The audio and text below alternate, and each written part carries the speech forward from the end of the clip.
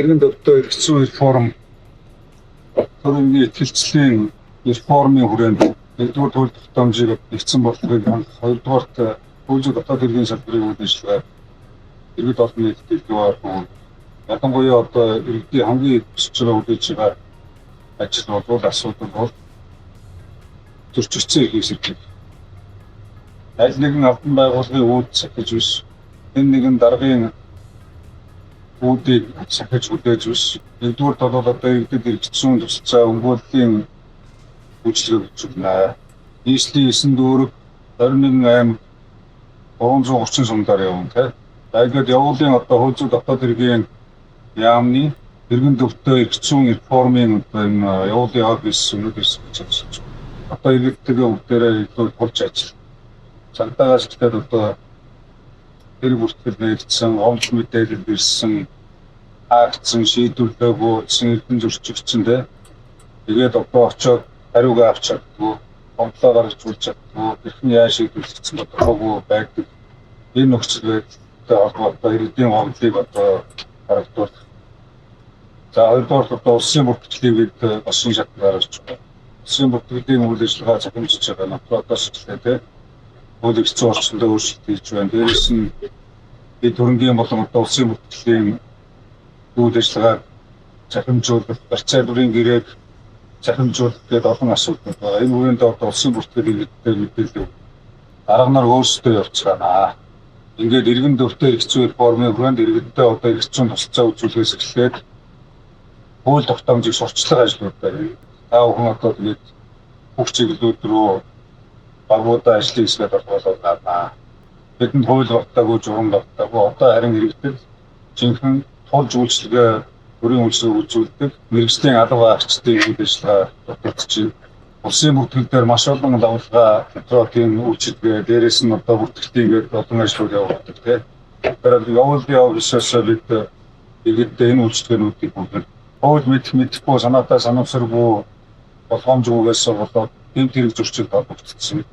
Эрхээ хамгаалуулж чадахгүй, өмгөөллийн эрхээ хангаж чадахгүй, өмгөөлөгч авч чадахгүй, эрчим тусалцаагаа бүртгэж чадахгүй иргэд асар олон байна. Хуулиа мэдхгүйгээс болоод хэрэг төвөрт оролцож байгаа иргэд залуучууд хүүхдүүд их байна. Тэгэхээр хуулиа сурчил дээрээс нь хууль эрхцүүн өмгөөлийн тусалцаа үзүүлэх. Тэгээд энэ хуулиа сурчлах, таниулах ажил үүдэг. Дээрээс нь иргэдийн одоо саналын хайрцагнуудыг ажиллаж байна. Дүүрэг албан байгууллагууд, олон нийтийн төв, иргэний төв. Энэ саналын одоо хайрцагнуудыг ирсэн гомдлуудыг нэгтгэхэд 7 хоног бүрээр одоо тэр гомдлуудыг шийдвэрлэх модтой тогтолцоороо.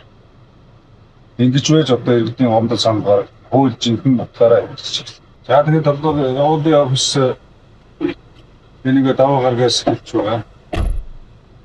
Дотоод буудлын шараатнаас хэлж байгаа. Явуулын офисын үйл ажиллагаа сул зүүн сайд харийн агентлагийн удирдлагуудтайгаа өөрсдөө ахан болон дунд шатанд очиж ажиллана. Ажлыг бол иргэд таа бүхэн маань дүгнэн. За энэ одоо явуулын офис бол бас иргэдийн хамгийн их санал гомдол дагуулсан сэдв яриа, гомдол мэдээллийг эренбил жалгаад хэрэгжилтийн хангам. Шүүхийн шийдвэр гүйцэтгэх төвийн 6 дөрөвт 2026 оны 4 сараас гээд дүүрэг болгон байршиж яаж байгаа нийслэлийн дүүрэг болгоноор энэ дүүрэг болгон байршиж байгаа асуудал дээр шийдвэр гүйцэтгэх ажиллагааг эрчимжүүлэх, шийдвэр гүйцэтгэх ажиллагааг төвийн шуурга явуулах, үүднээс төлбөр төлж төлбөр авагч нарт эрх үүргийг сайн ойлгуулах ажлыг зохион байгуулах бодож байгаа. Энэ яагаад тэгэхээр хүмүүс хууль эрх зүйн мэдлэг дутмаг тэгээд эрхээ сайн хэрэгжүүлж чадахгүйгээс үүдэлтэйгээр гомдол их гардаг. Энэ гомдол дээр бол шүүхийн шийдвэр төлбөр төлөгчийн эрх үүрэг ямар байх вэ? Төлбөр авагчийн эрх үүрэг хууль зааснаар ямар байх вэ? Энэ асуудал дээр бол хууль сурчлах, дүрм журм сурчлах тийм ажлыг зохион байгуулах. Одоо нөгөө бүртгэлүүдийг хийхэд бүртгэлт хөдөлгөөн өөрчлөлт орох, бүртгэл хөтлөх энэ ажлууд дээр бас хяналтын улсын байцаагчийн бүртгэлийн хяналтын улсын байцаагчийн дүгнэлтүүд гаргадаг. Тэгээ явуулын офистой бид нар хяналтын улсын байцаагч нарыг ажилуулъя гэж байна. За дээрэс нь одоо 29 төрлийн давлгаа мэдээллийг явуулын киоск машинаараа гаргаж өгье. Манай энэ судлаач багш нар за сургуулийн албаагчдаас бол явуулын офстэй бас нөгөө иргэдээс санал авах санал хүсэлт авах. Дээрээс нь нөгөө иргэдээс судалгаа авах зохицуулдаг ажил. Явуул дээрээ бид нэ тапаар жишээлбэл иргэдүүдтэйгээ тэр ойр орчмоор нь яваад ойр орчмын үйлчлэгийн төв байдаг юм уу? Иргэд олноор зүгсэж байгаа газруудаас судалгаа авах зорилттой зохицуулдаг бас ажил манай асуулт байсан. За ингээд ажилдаа орцгоонд. За